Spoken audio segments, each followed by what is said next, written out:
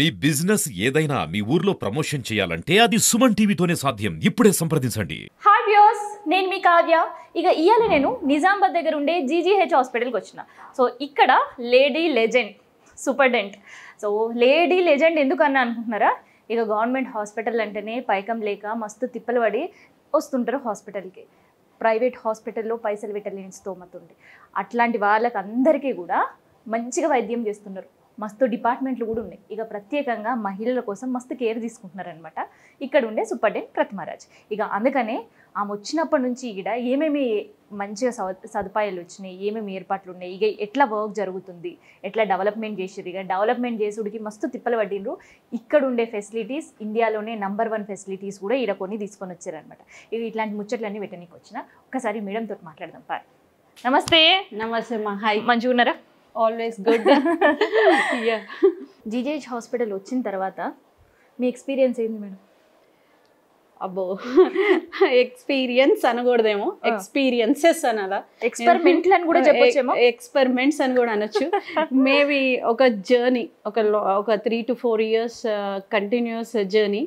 So ఆ జర్నీలో lot of ups, lot of downs, and but finally goal reach అవుతున్నామా, destination reach అవుతున్నామా, milestone. అంటే ఒక డెస్టినేషన్ రీచ్ అవ్వాలంటే it's a never ending process.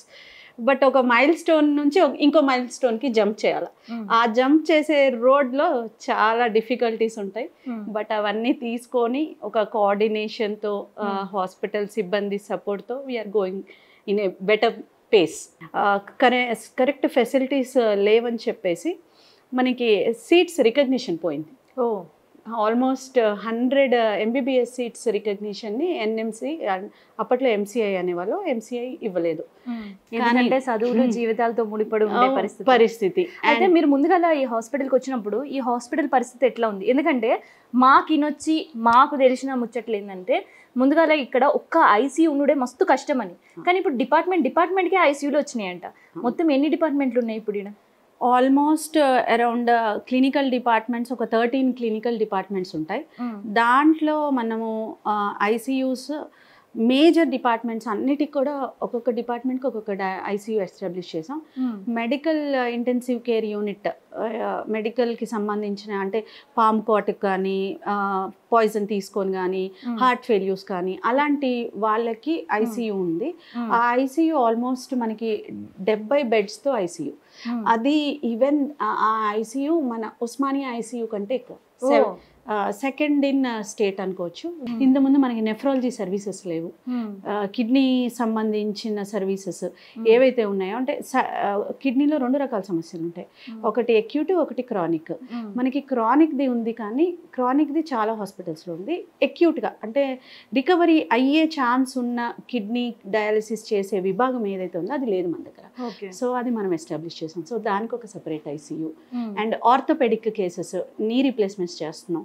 ఒక్కొక్కటి 3 లక్షల విలువ అవుతుంది. సో వాళ్ళు మంచిగా చేయించుకోవాలా, ఇన్ఫెక్షన్స్ రావద్దు, హాస్పిటల్ మీద నమ్మకం రావాలి, అట్లా వాళ్ళకి ఒక సెపరేట్ ఐసీయూ. అట్లా ప్రతి విభాగానికి మీరు అన్నట్టు 0 నెంబర్ నుంచి ఇప్పుడు ఈరోజు 250 బెడ్స్ ఐసీయూస్ డెవలప్ చేసాం. అందుకనేనా స్టేట్లో సెకండ్ స్పెషల్ ఐసీయూ మా నిజామాబాద్లోనే ఉందని చెప్తున్నారు మేడం వచ్చినాక. అయితే ఇంకొకటి, స్టేట్లో సెకండ్ ప్లేస్తో పాటు మేము విన్నాం, ఇండియాలోనే ఉండే ఆక్సిజన్ ది బెస్ట్ ప్లాంట్ మన నిజామాబాద్లోనే ఉన్నదని. అది వాస్తవమేనా? దానికోసం ఎన్ని తిప్పలు పడ్డారు తీసుకురానికి? డెఫినెట్లీ అమ్మా, అది ట్రూనే. అంటే ఎప్పుడైనా కానీ ఆక్సిజన్ ప్లాంట్ మనకి కోవిడ్లో గవర్నమెంట్ చాలా సప్లై చేశారు. ప్రతి ఒక్క హాస్పిటల్కి central government and state governments ఒక్కొక్క ఆక్సిజన్ ప్లాంట్ ఇచ్చారు. అండ్ అది అన్ని హాస్పిటల్స్లో కామన్గా ఉంది. మన దగ్గర ఉన్న ఎక్స్ట్రా ప్లాంట్ ఒకటి తెచ్చాం మనం. అది ఎన్జిఓ ద్వారా ఒక సిఎస్ఆర్ స్కీమ్లో, కాల్ క్యామ్ అని మీరు వినే ఉంటారు. It's a very big reputed company. ఆ కాల్ క్యామ్ వాళ్ళు సిఎస్ఆర్ స్కీమ్లో మనకు ఒక ఆక్సిజన్ ప్లాంట్ ఇచ్చారు. దాని వర్త్ అరౌండ్ 3.5 crores ఉంటుంది. దాంట్లో ఉన్న స్పెషాలిటీ ఏంటంటే ఎక్కడైనా ఆక్సిజన్ ప్లాంట్లో సొంతంగా ఆక్సిజన్ తయారు చేసుకోవచ్చు. తయారు చేసుకున్న ఆక్సిజన్ ఆ హాస్పిటల్కే ఉపయోగపడుతుంది. లైన్స్ ఉంటాయి, ఆ హాస్పిటల్కే ఉపయోగపడుతుంది. మనకున్న ఆక్సిజన్ ప్లాంట్స్లో ఏ గవర్నమెంట్ హాస్పిటల్ కాదు, ప్రైవేట్ హాస్పిటల్ కాదు, ఎక్కడ లేదు. ఈ టెక్నాలజీ మనం జర్మనీ నుంచి ఇంపోర్ట్ చేసుకొని దాని మీద చాలా రీసెర్చ్ చేసి మనకున్న ప్లాంట్లో మనం సిలిండర్స్ కూడా నింపొచ్చు. మనం నింపిన సిలిండర్స్ ఎవరైనా గవర్నమెంట్ హాస్పిటల్స్ ఎవరైనా అడిగితే వాళ్ళకి ఫ్రీగా కూడా ఇవ్వచ్చు. ఇప్పుడు ఇస్తున్నారు అట్లా? మేము ఇప్పుడు మా సిలిండర్స్ ఇంతకుముందు సిలిండర్స్ నింపడానికి మాకు బల్క్ సిలిండర్స్ నింపడానికి మినిమం 3 లక్షల నుంచి 6 లక్షల రూపాయలు ఖర్చు అయ్యేది. ఇప్పుడు మాకు 0 ఖర్చు. ఎందుకంటే మా సిలిండర్స్ మేమే నింపుకుంటున్నాం, మేమే యూజ్ చేస్తున్నాం. అలా లేదంటే వచ్చినమా రాసినమా ఆల్రెడీ ఒక ఓపిలో నిలబడే వాళ్ళ ఓపిక చచ్చిపోతుంది. వచ్చిన తర్వాత కసురుకున్నా లేదంటే ఏదైనా రాసి పంపించినా చెప్పేది వినకపోతే వాళ్ళకు కూడా ఇబ్బంది. అవునవును. అయితే కేవలం ఇప్పుడు గైనిక్ డిపార్ట్మెంట్ దగ్గరనే ఇంత మంచి ఫెసిలిటీస్ తెచ్చారు కదా, మరి మిగతా ఓపీ పరిస్థితి ఎట్లా ఉంది? ఇంకేమేమి కొత్త కొత్త ఎక్విప్మెంట్ మిగతా డిపార్ట్మెంట్ మిగతా ఓపీస్లో అన్ని ఓపీస్ కూడా మనం ఒక ప్రాపర్ సిస్టమ్ ఎస్టాబ్లిష్ చేసాం. ఎందుకంటే డాక్టర్స్ ఉంటున్నారా, డాక్టర్స్ ఉండట్లేదా, టైంకి వస్తున్నారా లేదా అనేది ప్రతి ఓపీలో కూడా ఒక సీసీ కెమెరా ఇన్స్టాల్ చేసాం. సో వాళ్ళు టైంకి ఉంటున్నారు లేదు అనేది మానిటరింగ్. సో అక్కడ ఏదైనా క్రౌడ్ ఎక్కువైనా కానీ వేరే దగ్గర నుంచి డాక్టర్స్ని మొబిలైజ్ చేయడం, తొందరగా క్లియర్ ఆఫ్ చేయడానికి. అండ్ అక్కడ ఏదైనా గొడవలు చిన్న చిన్న ఏమైనా జరుగుతున్నప్పుడు ఇమ్మీడియట్గా మ్యాన్ పవర్ని కానీ మొబిలైజ్ చేయడం. సో అక్కడ ఉండే పరిస్థితి అనేది కంటిన్యూస్ మానిటరింగ్ అనేది ఓపీస్లో ఎస్టాబ్లిష్ చేసాం. ఇదే కాకుండా ఓపీస్లో కాకుండా ఐపీ చూసుకున్నట్టయితే కొత్త కొత్త ఎక్విప్మెంట్స్, ఈ టిఫా స్కాన్స్ అది ప్రభుత్వం ఇచ్చింది, దాన్ని మంచిగా రన్ చేస్తున్నాం మనం.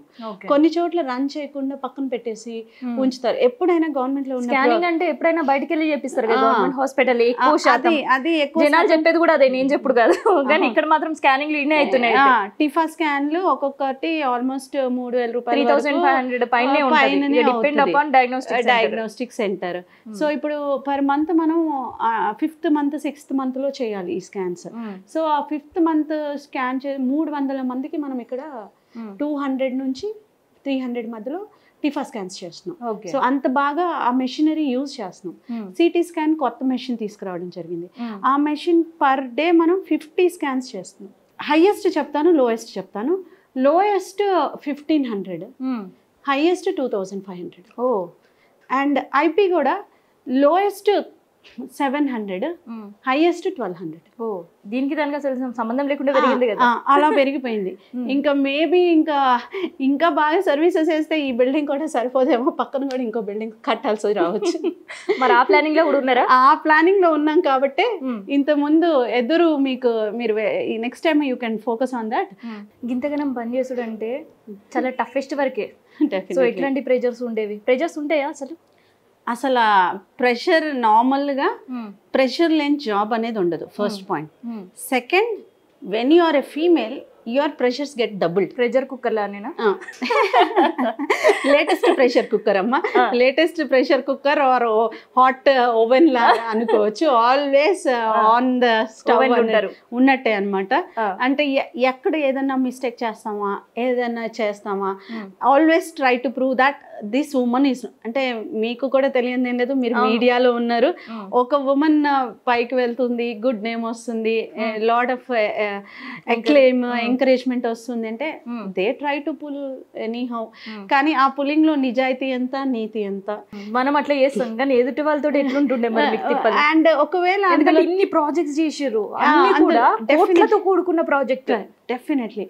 అండ్ తప్పు చేయకుండా చేశారనుకోండి, అది ఏ సెక్షన్ అయినా కానివ్వండి. అంటే నార్మల్గా మీడియాతో కూడా ఎవరు గొడవ పెట్టుకోరు, కానీ certain section of media, certain section of డాక్టర్స్తో కలిసి రిపీటెడ్ టార్చర్ ఎక్కువైనప్పుడు డిఫమేషన్ సూట్స్ కూడా వేసేసారు. సో జస్ట్ పని చేసేవాళ్ళు, ఆనెస్ట్గా ఉన్నవాళ్ళు మీ మీద వేస్తూ ఉన్నప్పుడు you are not bound to take it and suffer silently. You have legal options. మీకు గవర్నమెంట్ సపోర్ట్ ఉండొచ్చు, ఉండకపోవచ్చు, but still judiciary is with you. అంతే. When you feel that you are correct, just go head. అట్లా fight చేసిన సందర్భాలు కూడా next చాలా ఉన్నాయి. And every moment want to do every good thing, lot of opposition. రాళ్ళు రెడీగా ఉంటే దాన్ని తట్టుకొని దాన్ని కరెక్షన్కి తీసుకొచ్చి, దాన్ని అప్రూవల్స్ తీసుకొచ్చి, దాన్ని ఫండ్ రిలీజింగ్ చేయించి, దాన్ని లాంచ్ చేయాలి అంటే I should put my blood in to that. Hospital అయితే ఒక ఫ్యామిలీ అన్నారు, Yeah, మరి మీ true. ఫ్యామిలీ ముచ్చట్లు ఎట్లా? ఈడనేమో ఎమర్జెన్సీ అంటే 24/7 ఈయనే ఉండాల్సింది, మరి ఎట్లా ఫ్యామిలీ పాపం. ఐ థింక్ ఈ మొత్తం నా జర్నీలో అయితే మోస్ట్ సఫరర్స్ అయితే నా ఫ్యామిలీ. ఎందుకంటే ఈవెన్ ఇంటికి వెళ్ళిన తర్వాత కూడా రౌండ్ ద క్లాక్ ఫోన్ కాల్సే. ఆ పేషెంట్ ఎక్కడి నుంచో వస్తున్నారు, ఈ పేషెంట్కి పోస్ట్ మార్టం చేయించాలి, అసలు కంటిన్యూస్ ఇంట్లో అంటే ఒక సాల్వ్ చేయకుండా ఆన్సర్ చేయకుండా కూడా ఉండొచ్చు, కానీ మనలో ఒక ఫీలింగ్, నాకైతే ఆ ఫీలింగ్ అనిపిస్తుంది, వాళ్ళకి ఎంతో ఇదితో వస్తున్నారు, సో ఒక కన్సర్న్. సరే మనం అక్కడ ఉన్న డాక్టర్కి చెప్పి రాగానే అమ్మ మేడం ఆల్రెడీ చెప్పారు, సో మేము చూసుకుంటాం అనే ఒక్క మాట చెప్తే వాళ్ళకి బెటర్ ఉంటుంది, వాళ్ళు కూల్ అవుతుంది. మరి ఇంట్లో ఎట్లా కూల్ చేస్తారు? బయట వాళ్ళని పేషెంట్ ని ఇక్కడ డాక్టర్స్ ని ఆప్షన్స్ ఇవ్వకుండా అంతా సెటరేట్ చేసారు ఇక్కడ వ్యవస్థని మొత్తం. మరి ఇంట్లో పరిస్థితి ఎట్లుంటది? ఇంట్లో అయితే నా డాటర్ అయితే ఎవరిని అడిగి, ఇప్పుడు నా చిన్నదే, ఎవరైనా చిన్న పిల్లలు ఉన్నప్పుడు స్కూల్ పిల్లల్ని నెక్స్ట్ ఏమవుతావు అని అడుగుతారు, ఏమవుతావు అని అడిగితే షీ విల్ టెల్ డాక్టర్ తప్ప ఏదన్నా అవుతా. నేను ఎక్స్పెక్ట్ చేసిన డాక్టర్ తప్ప ఇంకేమన్నా అయితే కానీ డాక్టర్ కానీ డాక్టర్ తప్ప ఇంకేదన్నా అవుతా అంటది. వచ్చిన వాళ్ళు ఆశ్చర్యపోయి మీ మమ్మీ డాక్టర్తోనే ఇంత ఫేమస్ అయిపోయింది, ఇంత ఫేమస్ అయిపోయింది అంటే, కాదు మా మమ్మీ లాగా ఎవరు చేయరు, నేను అసలుకే చేయను, సో నేను డాక్టర్ తప్ప ఇంకేదైనా చేసి హ్యాపీగా ఉంటా, మా మమ్మీ లాగా ఉండను ఉంటుంది. అంటే ఆవిడకి అంత స్ట్రెయిన్ నా పిల్లకి అర్థమైపోయింది. అంటే నాకు ఇక్కడ ఇంకొకటి అర్థమైపోయింది, అమ్మతో టైం స్పెండ్ చేయలేకపోతుంది, అమ్మ బిజీ ఉంది, అందుకని అది చాలా స్ట్రాంగ్ గా ఫిక్స్ అయిపోయింది, బాగా ఫిక్స్ అయిపోయింది. ఇంకా హస్బెండ్ అయితే ఈ చాలా కొంచెం ఒక్కొక్కసారి ఇరిటేషన్లో ఉంటారు, ఎందుకంటే వచ్చిన తర్వాత కూడా అదే పని, ఆ మెయిల్ పెట్టాలి ఇది పెట్టాలి అట్లా అంటే అసలు. బట్ అట్ ద ఎండ్ ఏమవుతుందంటే, ఒక్కొక్కసారి నేను అలసిపోయి పడుకున్నప్పుడు తను నా ఫోన్ చెక్ చేసినప్పుడు వాట్సాప్లో అందరూ చాలా థ్యాంకింగ్ మెసేజెస్ పెడతారు. ఈ మేడం మీరు మాకు హెల్ప్ చేశారు, నాకు డాటర్ పుట్టింది, మీ అట్లా చాలా మంచి మంచి మీరు దేవత అవన్నీ పెడతారు. ఆయన అనుకుంటారు నెక్స్ట్ డే లేసి ఈమెని బాగా తిట్టాలనుకుంటారు, కానీ ఆ మెసేజెస్ చూసి నెక్స్ట్ డే ఏమన్నారు, ఏమనకుండానే కూల్ అయిపోయి నా ఫోన్ చేస్తుంది అన్నమాట, నా పేషెంట్స్ చేస్తున్నారు, నేను చేయట్లే, నా రోల్ అయితే ఏం లేదు. కానీ వాళ్ళు టు బి ఫ్రాంక్ అంటే కొంచెం ఫోన్ వచ్చిన తర్వాత ఒక గ్రాటిట్యూడ్ కూడా పెరిగింది. అంటే తిట్టడం ఎట్లా పెరిగిందో అట్లనే గ్రాటిట్యూడ్ చెప్పడం కూడా పెరిగింది.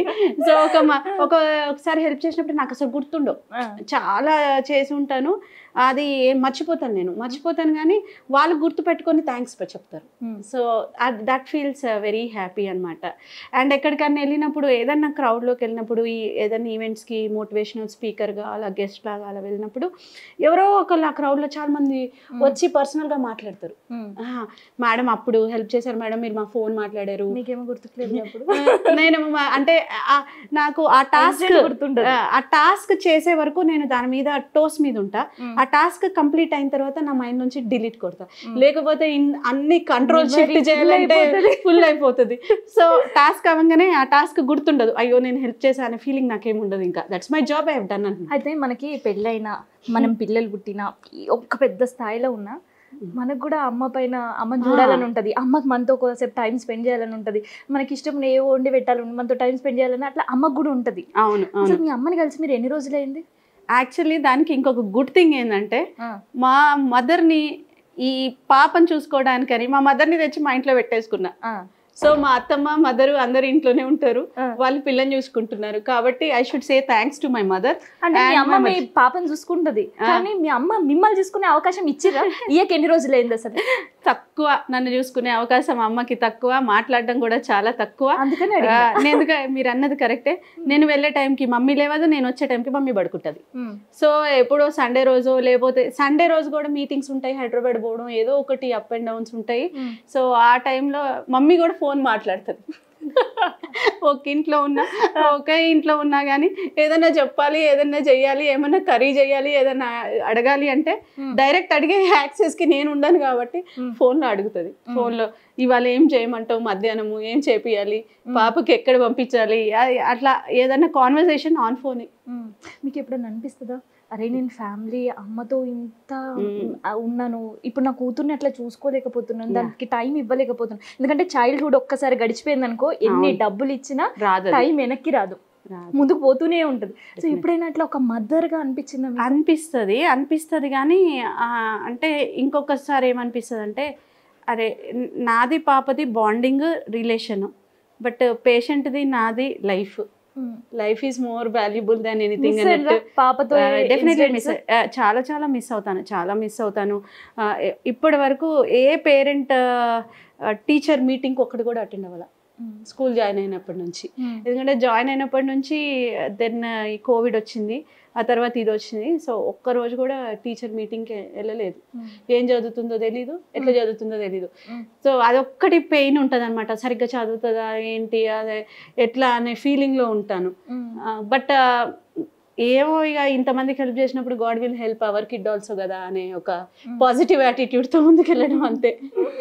సో ఫ్యామిలీ లైఫ్ అయితే మిస్ అవుతున్నా. But sometimes once in ఒక 3 months 6 months అనుకోండి, వన్స్ ఇన్ 6 months ఆర్ 1 yearలో we go for a short vacation, అట్లా ఒక 5 days అట్లా. అసలు ఫ్యామిలీని ఇంత మిస్ అవుతారు, దోస్తుల పరిస్థితి ఏంది అసలు? ఎందుకంటే కొన్ని విషయాలు మనం ఫ్యామిలీతో షేర్ చేసుకుంటాం, కొన్ని విషయాలు ఎంత హస్బెండ్ అయినా కానీ కొన్ని విషయాలు షేర్ చేసుకోలేం, మదర్ తో చేసుకోలేం. కానీ మనకి ఎవరో ఒకరిది బెస్ట్ ఫ్రెండ్ ఉంటారు, అది స్కూలా కాలేజా మనతో ఉండే జర్నీ. అసలు దోస్తులతోటి మాట్లాడి వాళ్ళతో ఏమైనా షేర్ చేసుకునే పరిస్థితి ఉందా? లాట్ ఆఫ్ ఫ్రెండ్స్ ఉన్నారు నాకు. ఈవెన్ స్కూల్ ఫ్రెండ్స్ ఇంకా టచ్లో ఉన్నారు, కాలేజ్ ఫ్రెండ్స్ ఉన్నారు, అండ్ సర్కిల్ ఫ్రెండ్స్ ఉన్నారు, డాక్టర్ ఫ్రెండ్స్ ఉన్నారు, చాలా మంది ఉన్నారు. అండ్ చాలా మంది పేషెంట్స్ కూడా ఫ్రెండ్స్ అయిపోయారు. అలా సర్కిల్ ఉంది. పర్సనల్గా కలవడం అనేది కొంచెం తక్కువ, బట్ ఫోన్ కనెక్టెడ్ అయితే ఉంటాం. ఏదైనా ఫోన్ మనుషులతో కమ్యూనికేషన్ లేదు ఎక్సెప్ట్ పేషెంట్స్, స్టాఫ్, హాస్పిటల్ తప్ప. ఒక రోజు సిగ్నల్ దీని దగ్గర ఉంటే మీ పరిస్థితి ఎట్లుంటుందా అనిపిస్తుంది నాకు ఆలోచిస్తుంటే. లాస్ట్ టైం ఒకసారి వెళ్ళినప్పుడు ఒక లాస్ట్ ఇయర్ ఒక ట్రిప్కి వెళ్ళాము, ఒక 5 days ట్రిప్కి వెళ్ళాము లడాక్ ఫ్రెండ్స్తో. That was a girls gang friends ట్రిప్కి వెళ్ళాము అన్నమాట. అదే అంటున్నా, గర్ల్స్ గ్యాంగ్తో ఒక ఫ్రెండ్స్ కలిసి వెళ్ళాం లడక్. వెళ్ళినప్పుడు ఫోన్ లేదు. దేవర్ లైక్ జంపింగ్ విత్ జాయ్ అనమాట. నీకు ఫోన్ లేదే, లేకపోతే నాకైతే ఇప్పుడు వాళ్ళు జంపింగ్ విత్ జాయ్ అంతే, లేకపోతే నీ ఫోన్ తోనే మా ట్రిప్ మొత్తం ఖరాబ్ చేసేదాన్ని. నెక్స్ట్ టైం ఏమంటున్నారంటే నెక్స్ట్ ఏ ట్రిప్కి వెళ్ళినా ఫోన్ లేని ఏరియాకి వెళ్దాం మనము, లేకపోతే కనెక్టివిటీ లేని దగ్గరికి వెళ్తే we will be happy. Otherwise Pratima will be disturbing always మనని. ఇక్కడ ఉంటుంది మనసు, అక్కడ ఉంటుంది ఫోన్, అక్కడే ఉంటుంది. అసలు ఎందుకు వచ్చిందో కూడా తెలియదు అది. బట్ ఎంత అక్కడ ఉన్నా కానీ ఒక వెనకాల ఒకటి పాస్ ఆన్ అవుతా ఉంటుంది మైండ్లో. ఏమన్నా ఎట్లుందో, ఏమన్నా జరుగుతుందో, ఏమన్నా అంటే ఒకవైపు పేషెంట్స్కి ఏం జరుగుతుందో అని భయం ఉంటుంది, ఇంకోవైపు ఈ గ్యాంగ్స్ ఏం చేస్తున్నారు, ఏం బ్యాడ్ చేస్తున్నారు, అన్నెసెసరీ ఏమవుతుందో అని అదే ఒక స్ట్రెస్. ఈ మేబీ కొన్ని రోజుల వరకు I will be able to do, కానీ ఇంకా తర్వాత ఎట్లుంటుందో తెలీదు. సేమ్ ఎనర్జీ లెవెల్స్ అవి ఉండడం అనేది, మెయింటైన్ చేయడం అనేది చాలా కష్టం. నాకు తెలిసి మీరు డాక్టర్ కావాలి అని ఒక గోల్ పెట్టుకున్నారు, అది రీచ్ అయ్యి ఉంటారు. మీ గోల్ ఏంది అసలు ఇప్పుడు నెక్స్ట్ మీ ముందు కనిపిస్తుంది ఏంటి, ఏం అచీవ్ చేయాలనుకుంటున్నారు? ఇంకా మేబీ అండి I want to be a good human being first of all. ఎవరు నా పేరు తలుచుకున్నా వాళ్ళ మనసులో ఒక మంచి ఫీలింగ్, ఒక స్మైల్ ఆన్ దేర్ ఫేస్ రావాలనేది నా గోల్. అంతే, అంత మించి నాకు పెద్ద గోల్ ఏం లేదు. Next time if Kavya meets me or if Kavya has any request from me, she should feel comfortable to talk to me. అంటే మేడంతో మాట్లాడొచ్చు, మేడంతో షేర్ చేయొచ్చు, మేడంని సపోర్ట్ తీసుకోవచ్చు అనే ఒక స్మైల్ నీ ఫేస్ మీద రావాలనేది. స్మైల్ ఏందో కానీ మీ ఇంటర్వ్యూ కోసం ఫోన్ చేసి అసలు మేడం ఏడుందనే టెన్షన్ స్టార్ట్ అయింది.